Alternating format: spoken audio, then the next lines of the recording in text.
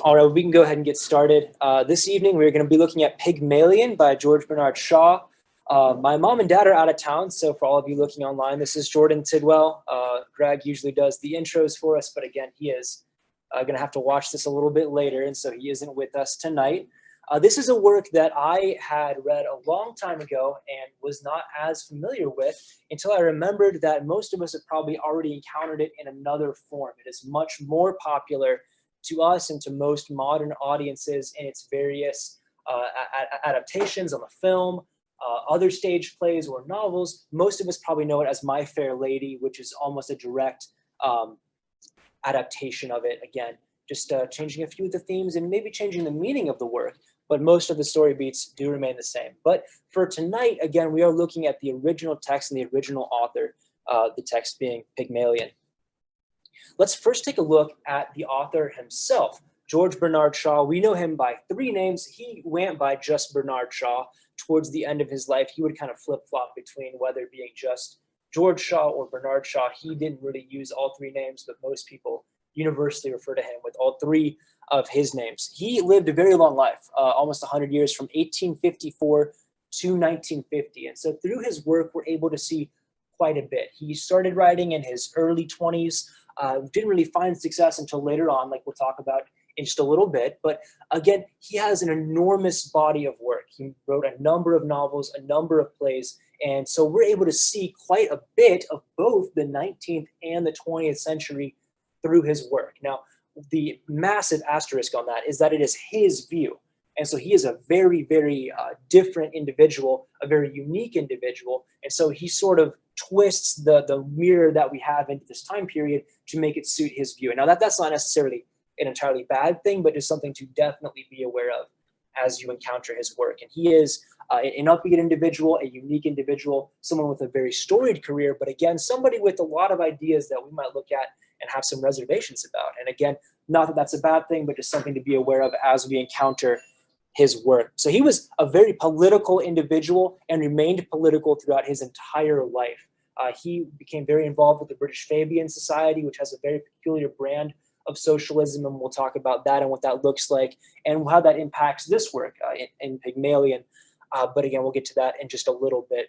He still has an enduring legacy. The word Shavian is what's used to describe works that are trying to mimic his very peculiar style. His style is very realistic until it's not. So it's a real sort of situation, but the characters are just a little bit too slapstick, a little bit too almost like people who are aware that they are in a novel or in a stage play or a musical.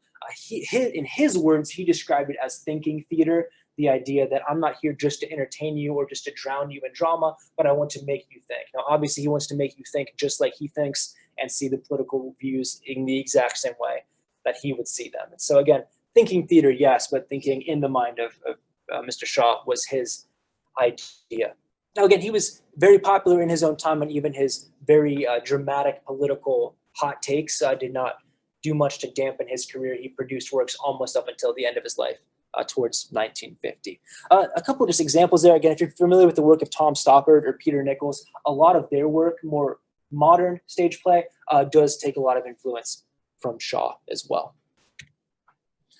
Early life and career, we'll get into just a little bit of his background. He doesn't really take a lot of this baggage with him into Pygmalion, but again, definitely you can see where he is bringing from a time period that is just out of reach for maybe a lot of his audience at the time, and definitely out of reach for us in Victorian society. But for him, this is maybe something if you were writing a play set in the 1990s or 1980s today. So again, a drama that is just out of reach for maybe the youngest of young people, but a lot of other people would remember it at the time.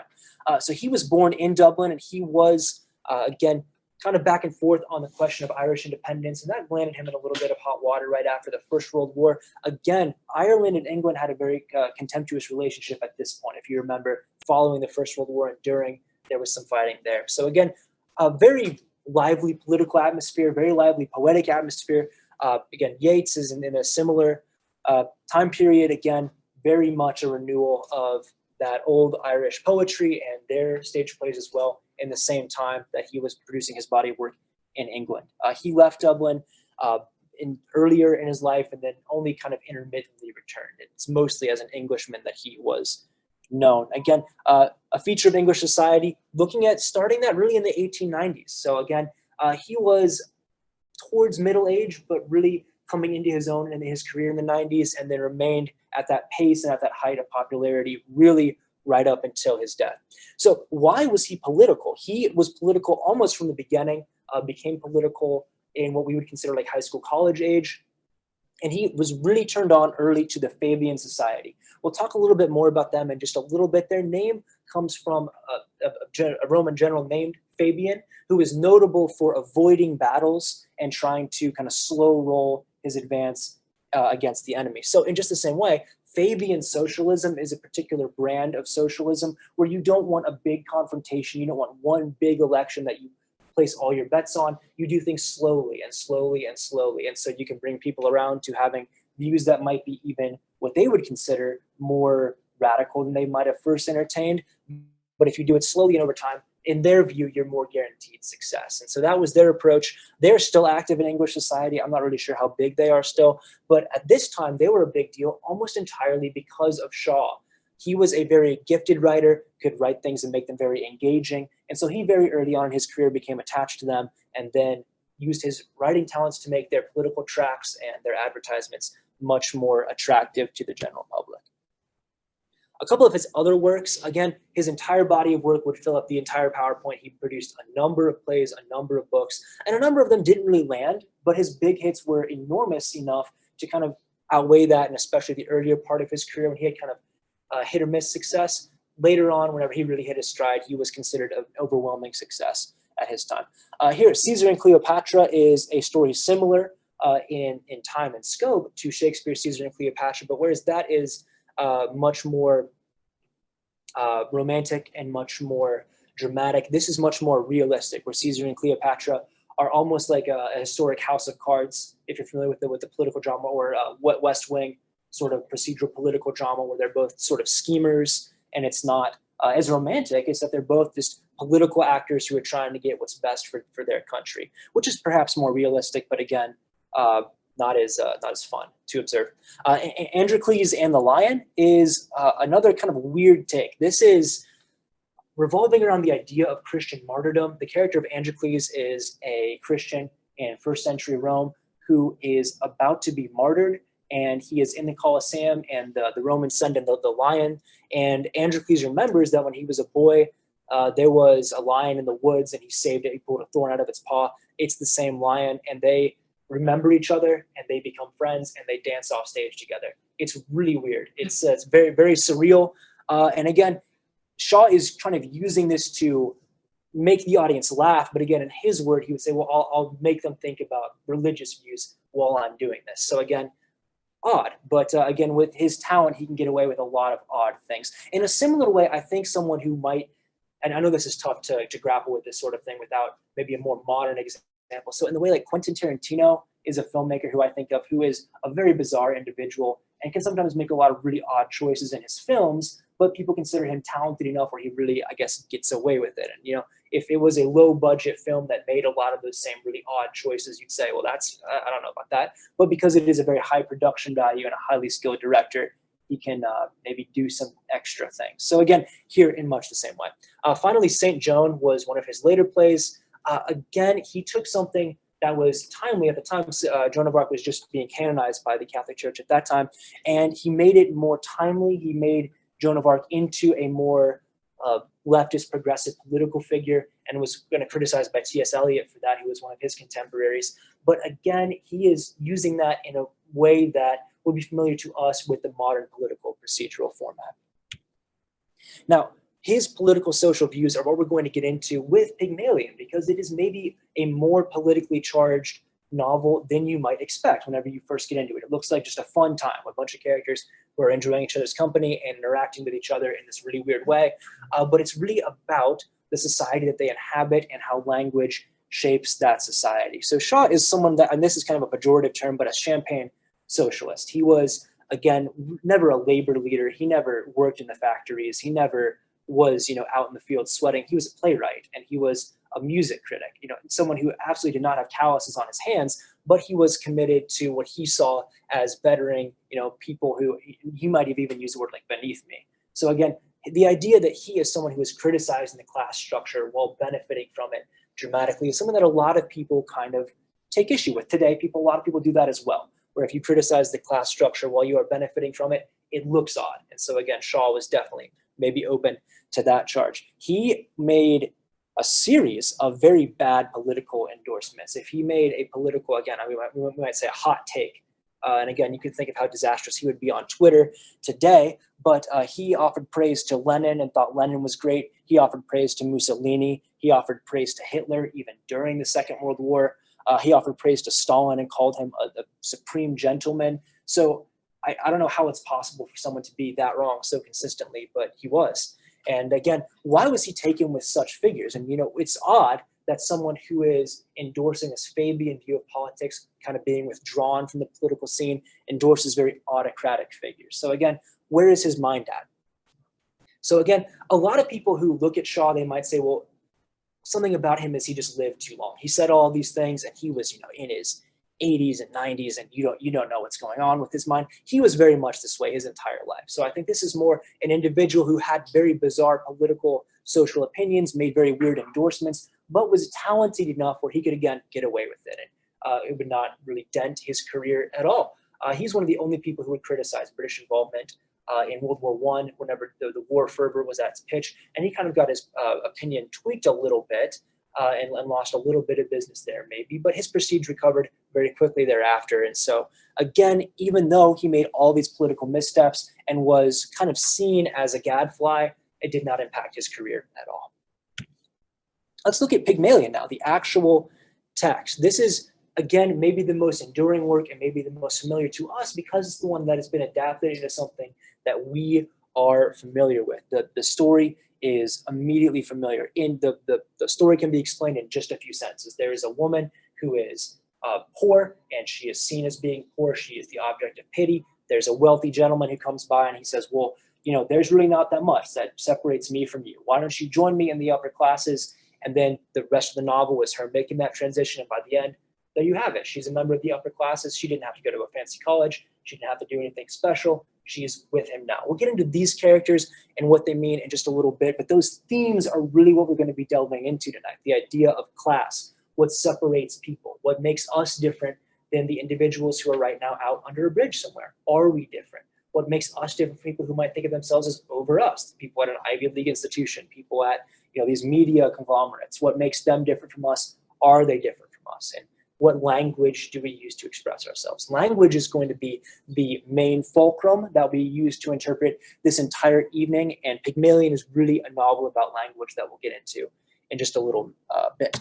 So first of all, let's get into the actual name. Why is it called Pygmalion? Again, we know it as My Fair Lady, which is less of a foreign word to us. This comes from the myth of Galatea and Pygmalion. So Pygmalion in the story is an ancient Greek sculptor, and he is kind of grows tired with women in his city. He thinks they're all not good enough for him. And so he says, I'm going to make a sculpture of a woman who is ideal. And he does so well, and he pours all of his work into it, that he makes Galatea, the sculpture woman, and she's too pretty, and she's too perfect. And he doesn't even leave his house anymore. All he does is sit around and wish that she was a real person. The gods eventually have mercy on him, and they make her real. And so if you see paintings of them, that's usually how it's portrayed, is that she's maybe marble from the waist down, but from the waist up, she's becoming real, and they embrace. And so that's sort of the happy ending to that story. Again, people can alter this in the retelling, like with so many Greek myths. You can kind of tweak it to make it a happier story, a weirder story, a sadder story. And so people will either highlight the positive aspects and say, well, we're looking at how talented he was in pursuing perfection and his love for, again, even this inanimate object. He really pursued the love of her, even though she wasn't real. Or they make it negative and say, this is someone who was obsessed with something that is projected his own, psychosexual desire onto a sculpture. That's really weird. And so again, you can choose which elements you want to highlight. Shaw definitely looks at both of those in his character of Harry Higgins, who is our Pygmalion, and again, looking at Eliza, who will become our Galatea. We'll get to those characters in just one second. Again, looking at this kind of similar story. Again, even if you aren't familiar with this exact work, I'm sure you've heard a story just like this. We tell each other rags to riches stories in America quite a bit. It's part of our culture, the idea that we don't observe class as strictly. We draw favorable comparisons from ourselves to Victorian culture, and we say, well, they were kept down, they were kept apart, and we aren't in that same way. I think there's a lot of truth to that, but let's examine that. Let's prove that if we want to make that argument. And then again, what we'll really get into tonight outside the church, because they're all people with jobs and they all have their stuff together, and I don't really do much, and I don't fit in with them, and the way they talk isn't the way that I want to talk. And so again, how does that look? And is that a real argument? Again, Romans chapter 2, verses 9 through 11, we saw God shows no partiality. And again, that's looking at something a little bit different, but that statement on its own, I think, is true. God does not favor certain people in the way that others would be excluded. No one is shut out from the church. The point of the church is that it is to be global and universal. And so again, how do we deal with and reconcile ourselves to the realities of class and society? Let's look at our characters and delve into them. This is a very largely character-driven drama. There's really no big action set pieces. Nothing really happens except that they sit around talking to each other, which is part of the joke. So the start of the novel is with Henry Higgins, who is a linguist, and he is a very accomplished linguist. And he is walking around, again, in Victorian England, and he is taking notes on individuals. He's taking notes of their dialect, how they speak, because he's interested in them. And eventually one night, while he is doing this, he runs across Eliza Doolittle. And she is a flower girl, about 20 years old, and her Cockney accent is just atrocious. And she is barely understood.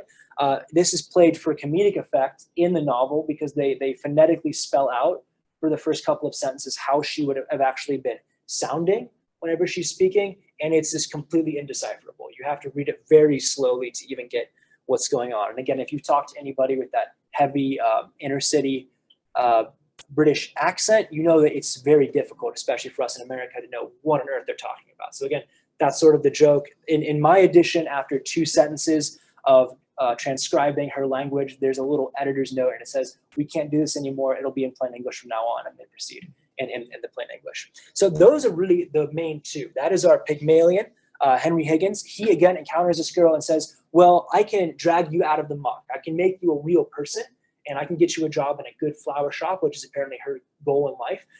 Because the only thing that really separates you from those successful girls is that they can make themselves understood and they can make polite conversation, and you cannot. So I'll fix you up and I'll make you a real person. And she agrees. And so she is the Galatea. She is the object that is acted upon. And we'll get into what that means maybe in just a little bit.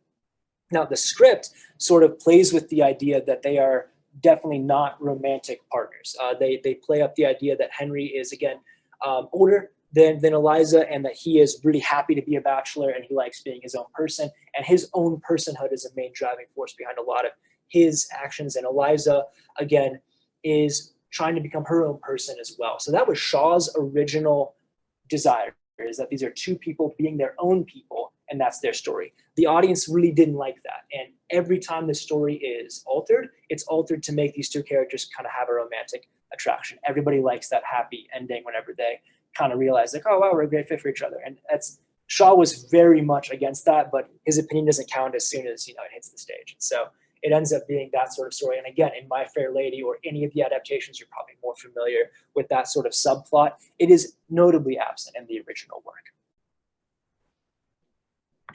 Looking at a few other characters, this really rounds out most of the cast. The Eynsford-Hill family is an interesting addition. What they are is sort of a family who is emblematic of the people who are very self-consciously upper class, but almost not upper class. They have a very fancy name. Again, Eynsford-Hill, very fancy, the sort of thing you get monogrammed on towels or whatever. But they, again, are very much aware that they are almost out of money and they are almost not considered aristocratic anymore. So the first time we encounter them is they're out in the rain and they're waiting around for a cab because they refuse to walk home because to do so would be beneath them. And so they have to wait for someone to come by with a cab that they can hire to be seen entering a cab so that everybody knows they have enough money for a cab. So that's sort of their struggle in the background throughout the entire novel is coming to terms with who they are. And again, they have defined themselves entirely by their aristocraticness and their name. Colonel Pickering is another linguist, and sort of the moving point of the novel, what gets us moving, is his initial bet with Higgins. So Higgins is not so much interested in Eliza until Pickering says, well, I don't think you can do this. I think that we should have a bet on this. And so that's sort of what gets him interested. At first, he is more of a model gentleman than Higgins is. Higgins himself is very poor-mannered, kind of rude, doesn't like anybody, has no friends.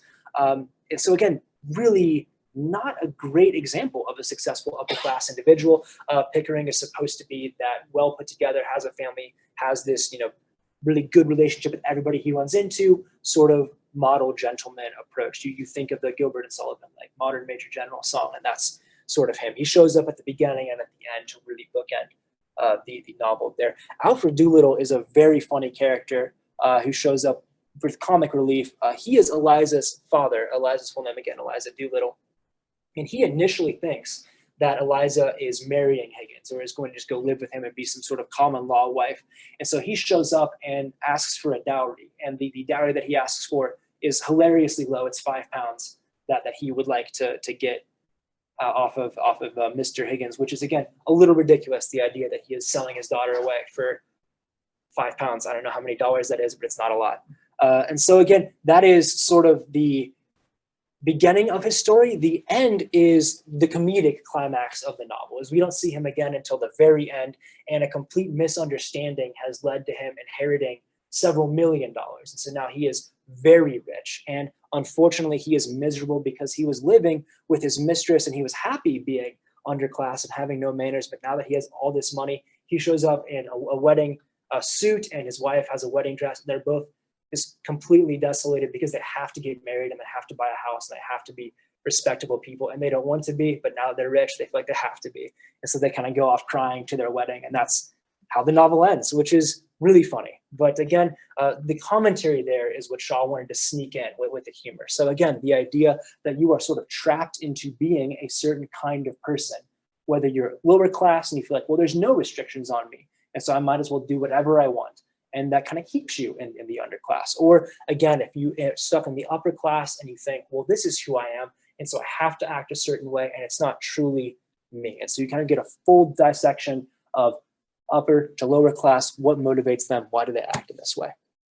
So tonight we are really going to be looking at the idea of class and language. So what is language? How does it determine how we talk to each other? How is it present in the novel? And again, how does this affect the church? How is this something that we as people can use to benefit our outreach? And does it ever negatively impact our outreach? Is there language that we might use that's less than effective? Something that we mentioned, I think, a couple weeks ago is George Orwell's essay, Politics and the English Language.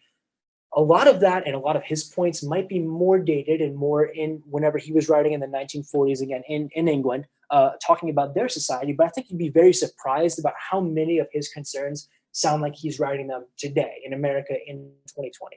He is very concerned about the decay of language in his time.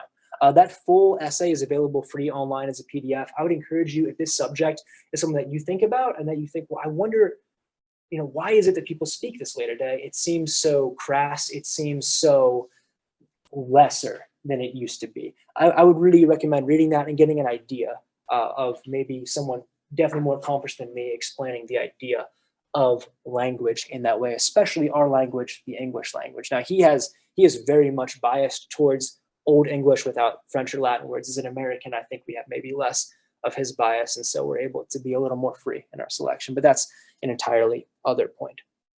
Something to think about as we move forward. Again, for a Christian, speech is action. If you speak something, you have taken that action. You can't go up to someone and say all sorts of horrible things to them and then go away and say, well, I didn't punch them. It's not really a sin. I wasn't really mean to them because my fist never made contact with their face. If you speak in a negative way to someone, that is an action. And so again, we need to be very considerate of that as we move forward with what we're getting into. We're going to split this up into two halves. The first is society and class. We'll be looking at, again, what is the society that we live in? What was it like for Shaw and his time? What did his characters do to interact with the different branches of society? And how does that apply, again, to us and the church? So 3 sections here, man and machine. Again, are we made by who we happen to be born by, how we happen to be made into society, or do we make ourselves? Again, in America, we like to think, well, we make ourselves. Shaw's argument is that that is possible, but a lot of people get boxed in like Eliza was, like Mr. Higgins is. He is a professional man who is beholden to no one, and so he's able to become his own person, but only by rejecting a lot of society. So do we have to reject society in a way to become our own people? Next, the grass is greener. The idea that, again, your envy or your thinking yourself superior to or beneath others is what drives a lot of societal interactions, where you see people and how you think of them in relation to yourself is what drives people. And then again, what does our class lens look like? So I see a movie, I see an argument, I see a TV show, and I see one thing, and then somebody else sees another. Again, at the climax of the novel, we have a marriage, a wedding ceremony that should be joyous, and both of the characters are crying because they just don't want to do it, but they feel like they have to. Is that a class lens issue? So what are some examples of that we could look at here? And then again, finally, the idea of perception, that a lot of people, like the Eynsford-Hill family, they don't actually care about what's in their bank account, how big their house is. All they care about is that other people think of them as upper class or lower class. I want people to think that I am very wealthy. So it's not about, what's under the hood in the car, what kind of seats are. The only thing that matters is that the hood ornament is that little Mercedes diamond thing, whatever the Mercedes symbol is. The idea that you have to be seen to have something. And that's really the entire argument behind, again, a luxury brand, is that handbags aren't really that much better if they're $800 handbags versus $20 handbags, but everyone sees that you have an $800 handbag. And so that's very important to certain people. And so again, why is that? Is that a problem, and how do we think of that? And then how do the characters in the work approach that problem, I guess? Finally, language. So what is language? We're speaking right now. I'm speaking right now, but we all speak every single day. All of us takes our thoughts, puts them into, again, just a vibration of sound that we've all agreed upon that has some sort of value, and we can share ideas that I have, I can put out literally into the air, and then we can all agree on them, disagree, reject them, move on, whatever. Again, Higgins' entire argument is that this is really all that you are. If you talk and it doesn't sound good, if it doesn't sound scholarly, if it doesn't sound approachable, if it doesn't sound friendly, then that's an enormous problem, and there's really nothing else you can do to overcome it. So that's his argument in the novel, and that I can make you whoever I can just by altering this.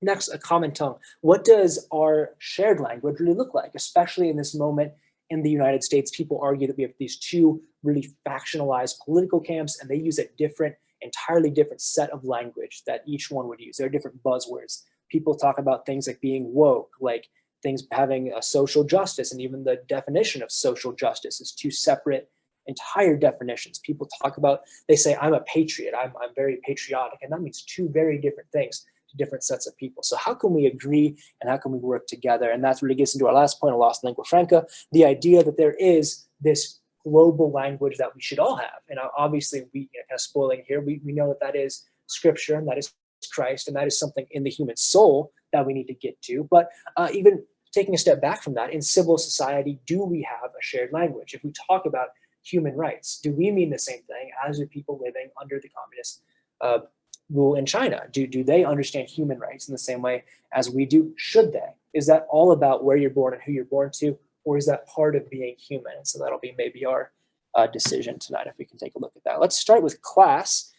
And then again, this is a very, very class-based novel. Eliza is looking to better herself, largely just to gain income. She is tired of being poor. There's a scene very early on in the work where she goes back to the little apartment that she lives in, and it's actually very sad. She has a couple pennies in her pocket that Mr. Higgins just kind of threw on the ground to give her something to go home with on the first night that they interacted. And it's sort of a joke that she's so happy that she just scraped up a couple pennies. But then she goes home and there's a heater in her wall that takes pennies to turn on the heat for the evening. And so it's kind of revealed to the audience that might have been laughing earlier that, well, if it wasn't for those couple of pennies, she would have been cold all night. And so again, the idea that there is a reality that Mr. Higgins saw, where this is almost a joke. Like, she will not stop talking about money. She won't stop bothering me about money. And I'm trying to talk about these scholarly important things, and she won't stop bothering me about these pennies, so I'll throw some on the ground. But then for her, it's, I'm going to freeze tonight if I don't have at least one to put in my little heater thing. And so again, the idea that it's reality for two different people, they're both very real, but then how can we determine, is there one reality or are there two realities? And so how do we get into that? So the argument here is that it is much more about yourself. Shaw's argument is that ultimately you can, seize the reins and become your own person. That's what he would argue for you to be. So he is arguing in a way that you should reject society, but he is not saying that society doesn't have an impact on who you are. And so again, he is at the top of British society. He's a famous political statements that suffer no blowback. He can live his own life. And so again, in a way, he's sort of trying to share this with the people, but again, a little selfish in a way, that you are just assuming that you can take the freedoms and the prestige that you have and just throw it everywhere in the same disdain that Higgins would have thrown his money around. Shaw is throwing his personhood around in that certain way. So again, how do we reconcile this to ourselves? Again, how do we define what is an upper class person? What is a lower class person? Is it just income? Is it just goods? The Marxist view, and again, this is something that was being developed around the same time. During Shaw's lifetime, the Marxist view was becoming the worldview of an entire sphere of the whole world, where you would focus only on material and material access. So in just the same way that Eliza, at the beginning of the novel, is saying, I want to be upper class because that's where the money is. Marx, and again, in a way, socialists like Shaw would say, well, that's really how you determine upper class, is this entirely what's in your bank account. Now, again, British society and even the word gentleman sort of implies more. And the Eynsford-Hill family sort of illustrates that counterpoint. And again, they're sort of the object of fun, but let's sort of look at them just for a couple seconds. The idea that you have a family who is devoted to their name. And now it's made to be silly, the Eynsford-Hills, but really, your name is important. And I think a lot of people believe that. Your family and who lived before you, to give you your name, it means something. In the same way, the language that they use, it is sort of played for laughs, that they all sit around doing the small talk is what it's called. And we have small talk today. We do it in our church lobbies. How are you? Very good. Oh, how are you? Also very good. And again, the sort of polite, nothing conversation that you're expected to have in polite society. Now, I hope we actually mean it whenever we say that we're doing well, and whenever we ask other people if they're doing well. I'm sure we do. But many people just use that as a polite sort of nothingness that you throw out into the air. And you're supposed to do it, and you're expected to do it. It's seen as very rude if you don't engage in that sort of nothingness. So again, that is sort of a joke that Shaw is trying to make, but is it a joke? What happens when you strip away everything and you take this paint thinner to society and you see what's underneath? Is it something that we need to look at? Is it something that you're looking maybe too closely at in that regard? And is that a problem? So finally, where do we come down as Christians? Is it about material? Is it about the language you use? Is it about the different sort of airs that you put on at certain times? Or do we reject the entire thing and say nothing matters except that you're a Christian? Obviously, that's most of where I think we come down. But there are, again, different problems. As Eliza had the problem with the heater, as Higgins was dismissive about money, again, your reality can change, and so your needs can change, obviously. And that's an entirely different conversation. But I think both realities are true. And again, we sort of supersede it in the way that Marx went all in on material, we go all in on the self. So I think we're closer to Shaw's argument about the self, but again, we have an entirely different perspective in Christ. Looking at the idea of perception, the idea that we are trying to, again, endear other people to ourselves. It's kind of an awkward phrasing, endear ourselves to, but yes, the idea that we want other people to see us and immediately think of us as successful. I think a lot of people have recently criticized social media for being this just ramped up to a factor of 10. The idea that it is all about presenting yourself, and that by achieving very rapid likes, hearts, whatever Instagram has, the retweets on Twitter, the idea that you are able to accumulate affirmation from everybody very quickly. And so it's like you're getting a high five or a handshake constantly, and people consider themselves very distraught if they make any sort of comment or post a picture of themselves on social media and they don't have that affirmation. So again, in the same way, the object of fun in the story is the Eynsford-Hills, but really everybody just wants to be seen of as successful. Whenever Higgins has his authority as a linguist challenged, he becomes very defensive. Whenever Colonel Pickering has his, manly gentlemanhood tarnished or threatened, he becomes very defensive. Even whenever Eliza has her, feminine purity challenged or dismissed, she becomes very defensive. Everybody is proud of themselves in a certain way. And so that's acting on that. I mean, that's a very human thing, obviously. But again, we are supposed to maybe tamp that down as Christians and be proud of ourselves as children of Christ, and not, just because I am Jordan. That's not very important, but I am Jordan, a son of God. That's infinitely important. And so again, something very different there. Something that's really interesting in America, and again, this is an English story of an English people at a very English time in the Victorian society, but something that we have that's funny is the transatlantic accent. If you think of like the way that Golden Age movie stars used to talk, that's sort of very New England, almost like they're kind of coughing out their vowels. I can't do it. I don't know how it sounds specifically, but you'll know it if you hear it. That's not real. The transatlantic accent is not a natural accent. Nobody's parents spoke that way, and people grew up hearing it. That's the way they were taught to speak, so that it would appear just at a glance they went to an Ivy League school. So as soon as someone speaks like that, it's just assumed, oh, they're very wealthy, and their parents live in Massachusetts. They're very, very wealthy. And so again, you're supposed to see them almost as like, oh, well, they must be one of the Kennedys, obviously.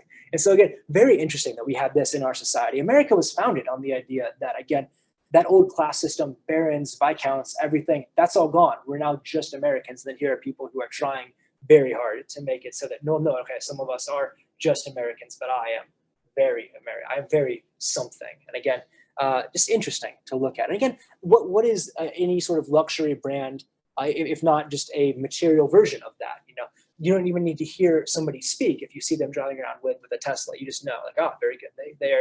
They have one of those. And again, not that it's bad to own anything, or you have to go to the dollar store to buy every item that you own in your house. But again, the idea that a lot of people approach those as a way to signal to others, this is who I am, and by the way, that's who you should think of me as. So again, very, very interesting there. This is something that I didn't know to bring in tonight, but I wanted to at least look at it. The idea of the parable of the host who is preparing a large feast, obviously a direct parallel for Christ and the Jews. And so we won't dwell too much on it, but the idea that he goes out and he invites all sorts of wealthy and well-established people to his feast, he is rejected. And that's obviously supposed to be a parallel to the Jews rejecting Christ. And so he goes out to the highways and brings anybody in. And again, that's that sort of unilateral evangelism, that just universalism, not universalism, but that universal call to evangelism that we have to bring people into the church. But it's still important that you come properly attired in the wedding dress for this feast. And again, the idea that you have to still sacrifice parts of yourself and make yourself presentable, not in the way that, I am dressed here, but spiritually. So something we get into here is Shaw's selfishness, let's say, that the idea that the self is important. Eliza, towards the end of the novel, becomes distraught because she feels like she's lost a part of herself in this whole adventure of hers. She's learned to talk properly. She has learned to dress well. She has learned to entertain people with small talk. But she says, I feel like this is all a joke and it's not really me. Okay, fair enough. And that's Shaw's argument, that you can't trade yourself away in service of society. Or if you do it to better yourself because you want to. But again, with Christians, why do we do what we do? Do we do it because it pleases us, because it's any sort of advantage here on earth?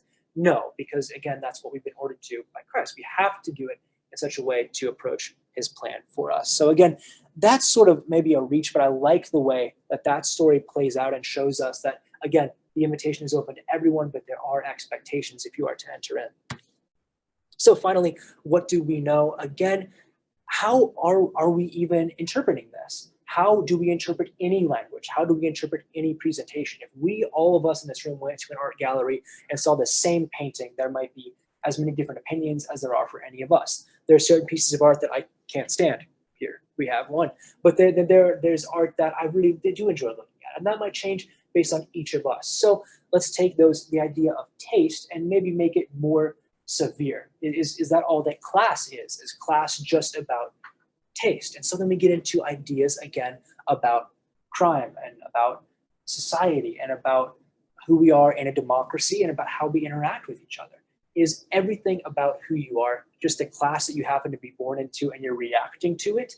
or do you have more? Are you more as a person? Obviously, I think you are more, and I think you have to try to be more than who you happen to be born into. Saying, I am giving it all for my family's job because that's the class I was born into. I am giving everything up to go work in the coal mines because that's the class I was born into.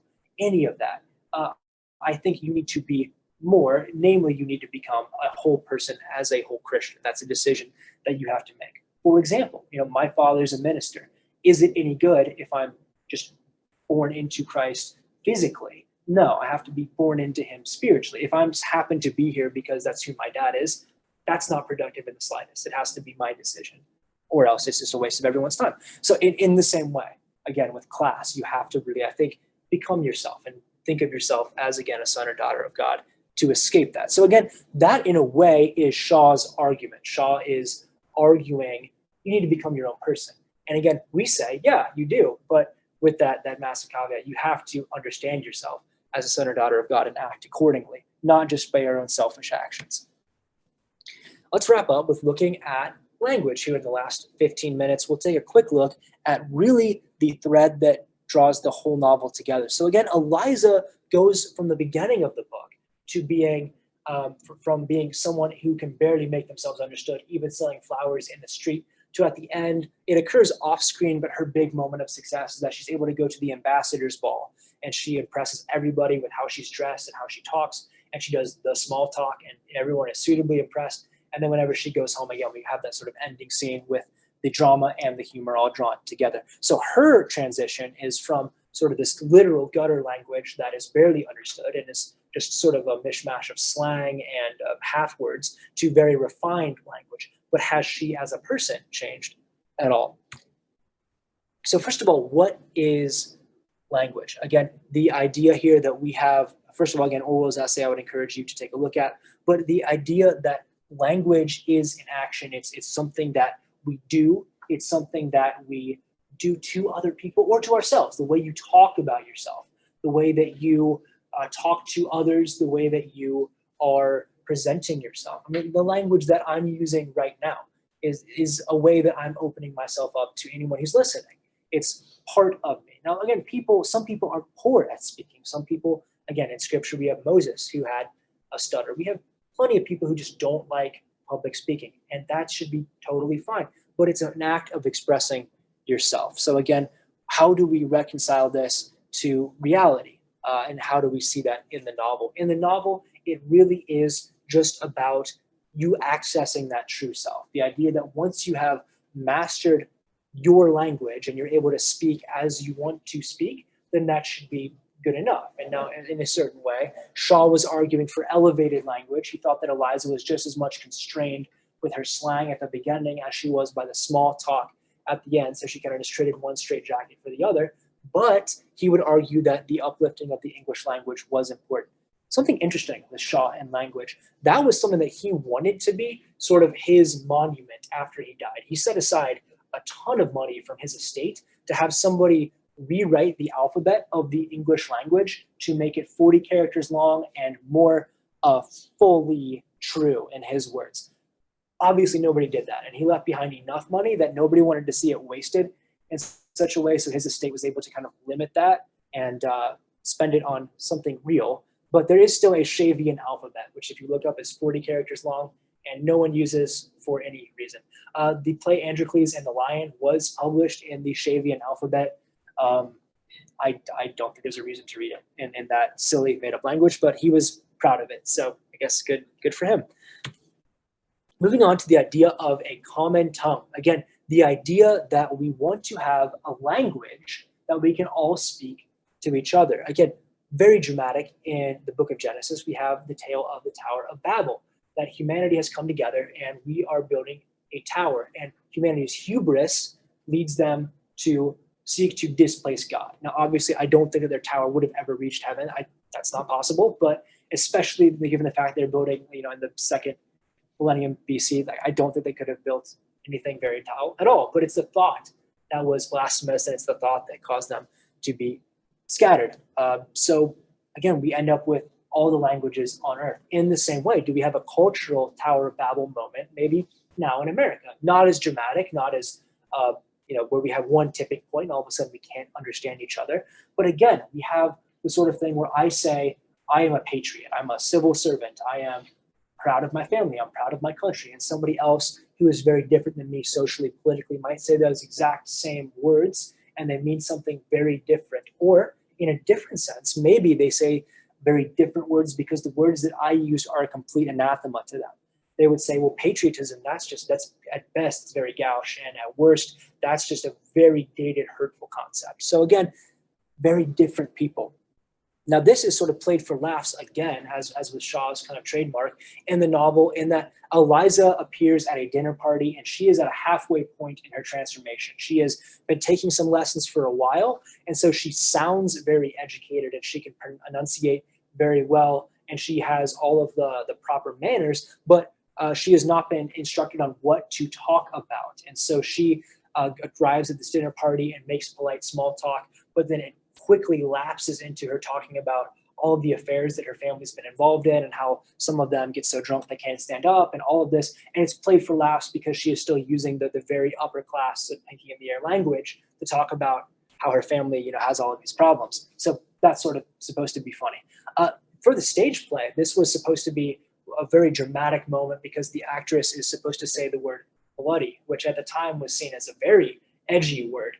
And so the actress, I forget her name, who was the first leading lady, was seen as risking her career for it. And Shaw was sort of waiting for the audience to gasp and recoil with horror, but they all just laughed. And apparently he was very dismayed over that. So, oh well, we can get him next time.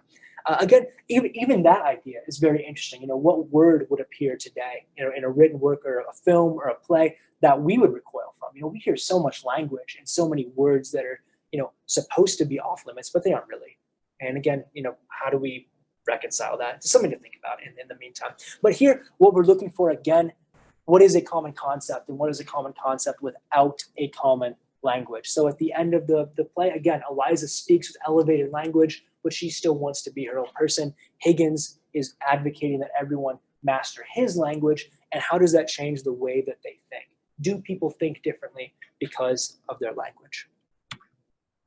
Now, here, let's look at, again, how do we recover this? If we are, as a people, talking past each other and not really able to engage with each other, can that be recovered? So is this even important to us? As Christians, I think, yes. If we tell somebody, I think you need to believe you can make in your life, it is of ultimate importance. And that person doesn't even have the language to grapple with ultimate problems requiring an ultimate solution. How am I supposed to encourage them to come here? This just looks like another social function that we have, once a week, where we come together and sing some songs and entertain ourselves for an hour. That's not the point. Again, if you were here last week, I brought this up. My parents and I just came back from Washington, D.C., and I was at the Tomb of the Unknown Soldier in Arlington Cemetery for a time. And that is a very, very powerful thing because of, again, the understanding of what is represented there. There are bodies in the tomb. I don't know who they are. That's the entire point. But even if I did, it again is different because of what it represents. The idea that there is glory there, there's honor there is privilege to be even at that location, where you have to have internalized ideas about this country and what is done to defend it to be able to respect that. And again, not that I, have that perfectly down at all, but the idea that requires a domino of understanding, and that if any of those are broken, you sort of end up with maybe a lesser understanding than what could be expected at the place. While I was there were quite a few high school students who were around, kind of joking around. And again, not to fault them. I'm not going to yell at some 17-year-old for not understanding the completeness of patriotic sacrifice. I don't know that many of them do that. But again, the idea that you are missing something when you miss out on the language. If you've never used the word honor and meant it literally, if you've never used the word dignity and meant it literally, how can you approach these elevated topics with a lower language? So again, if your entire experience and you talk to your friends and it's all through TikTok and it's all through Facebook and it is all, again, the gutter language that Eliza had at the beginning, where it's all just a slang to make yourself heard and understood as quickly as possible and to make others laugh maybe, how are you going to approach a higher topic? So again, that's something that I really like. And by the way, our teens here in class, whenever they read, I'm really proud of them that a lot of them take the opportunity to read aloud whenever we read scripture to each other. I think that that's, first of all, a great way to educate them. The fact that anyone in our teen class knows what the Assyrian Empire was, what the Babylonian Empire was. I think they can go toe-to-toe with anybody in a public school setting on that. But the idea that they are interacting with these very weighty concepts and using that language on a weekly basis at least is very beneficial. So I think that that's one of the huge advantages that we have with a good church school program. The idea that you are exposing young people to these ideas on a weekly basis to make sure that they understand, again, when it comes time for you to really grapple with these, you need the language or you're not going to be able to reach it at all. So again, what does this look like in society? I think that there are certain things that people cannot surrender. Again, the idea of human dignity, the idea of personhood that Shaw was getting at more in a physical sense, we get at it in maybe a spiritual sense. The idea that you have that personhood as a soul and that has to be what our focus is on. And so if you speak to that, I think that people will respond to it in a way that they won't get anywhere else, which I think is to our advantage. So finally, Christians in society. The church really doesn't make much of an appearance at all in this novel. And again, Shaw was definitely weird on religion. So I'm kind of glad that he didn't bring us in just to make fun of us, which would have been fine either way, but he didn't really too much. So again, the idea here that this novel is about becoming your own person, and a charge that a lot of young people might level against the church is, well, you want me to just be like you. You're telling me, who to talk to, who to be friends with, who to sleep with, all of these things. And I'm trading away myself to be just a clone of you. And first of all, easy answer to that is it's not me. You shouldn't be seeing me ever. You should be seeing Christ. Any that you see of me is me covering up Christ, and that's a problem. I should be doing better.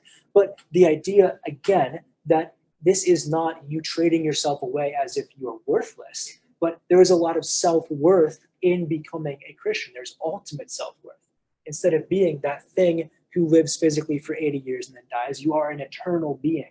That is ultimate self-worth in that it is ultimate importance before eternity as opposed to something to be discarded. And again, that's why I think that our argument wins out over the more materialist argument, with, again, Shaw being more of a soft socialist, but again, in his same lifetime, the very hard version of his argument in Marxism that you are just what you are in your bank account, and I can only better your life by raising that.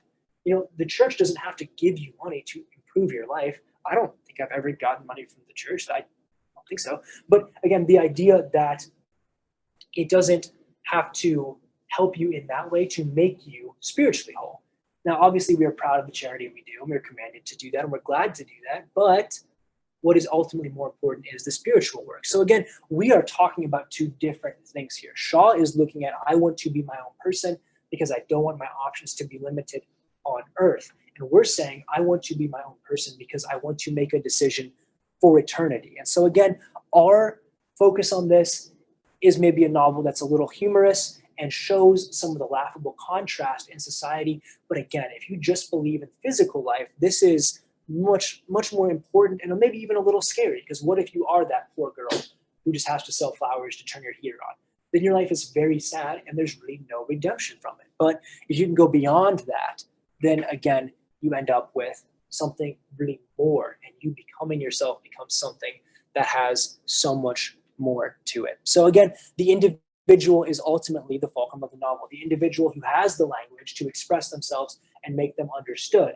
Do they feel compelled to act in a certain way? If so, why? Let's look at that. So again, if someone comes to the church because they feel compelled, that's maybe not so good. It means that they aren't really their own person, and that if that person leaves, maybe they don't come around so much either. A lot of young people, they're here but because their parents are. And if their parents move away, if their parents leave, or if their parents even leave the church, they go with them. But if you're your own person and your decision to be a Christian, or to make any decision really, but again, ultimately to be a Christian, then again, much more beneficial and ultimately beneficial. So that's really the fulcrum of what I wanted to get to tonight. A couple other related works that I think touch on this same thing and explain some of the topics we've gone over tonight, and I think are maybe worth looking at, or at least just knowing that they exist and knowing that the arguments were made. With Les Miserables, the idea, I would, first of all, let me just take a step back. I would recommend that no one read the printed work of Les Miserables because it is enormous and there are massive digressions that take. That was wonderful. If you have unlimited free time and you're a fast reader. Better. Yes, yeah. So again, you can quickly get through the crux of the argument with the movie. Whatever you think about the singing, I would recommend that. If you have so much free time and you would really enjoy reading, go ahead and read the book. But again, the idea of class and Christianity is really explored there. And again, obviously there's bias at play, but the idea that we are people who are spiritual but who are doing physical work is really explored there. So I think death is something to look at. And you do physical things hold people back and away from the church? Possibly something to consider. With Lord of the Flies, a lot of us might have read this in school. The idea that there are a group of boys who survive a plane crash and they're cut off from society. They attempt to rebuild society. On re-examining this work, I was really struck by how much of it revolves around communication and the boys' inability to reach those elevated concepts. One of the first scenes they have together on that island is they try to vote over something. And it's clear they know that they should be voting over things because that's what their parents do in the government, but none of them really knows how to do it. And so again, that same idea. There's a disconnect between the parents who are no longer present in this story, who knew how to do things and had the language, versus the boys who really don't have the language and are struggling to reach something that's completely out of their grasp because they've lost that language. So again, I think that really illustrates the point that we wanted to get at, the importance of making sure that we are raising people with language who are able to grasp these elevated concepts, and then we foster that language in ourselves. Finally, Heart of Darkness, looking at society, where we talked about stripping society away to see what's underneath, a very cynical view of society and a very base view of humanity, just to say that all we are now is a really highly evolved form of the basic tribal structure. We just happen to be more polite and be wearing nicer clothes. Heart of Darkness sort of explores that in that we have a character who journeys into the African ivory trade and encounters parts of the continent that are not as civilized, and he initially celebrates that. It says, well, that's great. They're being way more honest about who they really are and who we really are as human beings. But eventually, what he comes away with, the main character, is the idea that actually society is very important, and actually this understanding that we all have about not being that dark inner self, that heart of darkness, the idea that you are not your truly worst self is made possible, at least partially, by society. A lot of people only follow the law because it is the common law, but they're still following the law. They're still able to interact with people and be sort of elevated people because of society. Now, I'm projecting my own positive interpretation onto the novel. It's not a very uplifting novel, so if you are in for a happy read, maybe pick something else. But still, again, an idea I think worth exploring. Two discussion questions. I think we're already a little over time. We'll at least read these and just maybe think about them as we close up for tonight. So first of all, does repetitive or shared language in the church imply that we are just taking ideas into ourselves and they're not really our ideas? I had this discussion with Landon, one of our ministers, about the idea of pre-written prayers, where if I have like a liturgy book and I read one of those prayers, is that really my spiritual self? Excuse me. Or am I just projecting somebody else's thoughts onto myself? Obviously not 100%. It's totally fine to read scripture. We're commanded to read scripture. It's okay to read the works of people and say that resonates with me, and that is me projected there. And to see yourself in scriptures is a really great thing. Whenever you're struggling and you see words that were written thousands of years ago, but you say, that's me. Fantastic. So then how do we reconcile that if we were given that charge? If someone was to say, well, you are just ditching yourself. You are not a self. You've just taken that Bible in and plastered over yourself with it. Well, I mean, first of all, great. But secondly, is that true? And how can we explain that to people? Maybe why that process might be beneficial for them. Next, what does the relationship between the church and society ideally look like? Is there even an ideal relationship, or is this just something that we have to take on a case-by-case basis, roll with the punches, and see what we can do in our lifetimes? What is there for us to do here? And maybe that might be different 100 years from now, 200 years from now. Again, think about the verses in scripture that deal with society and what society was like at that time. I can go up to any of my elected officials and really oppose them in any way, and I'm not risking my life and my future as a Christian in any way. I'm free to then go back home and go evangelize. If you're a Roman non-citizen or even a Roman citizen in the first century and you try to do that, you're basically choosing to become a martyr. And so if you go up and you martyr yourself over your opposition to the local aqueduct, that's a little silly and that's a little ridiculous. So maybe, the call to only be engaged in higher callings at that time in terms of society might be because of that.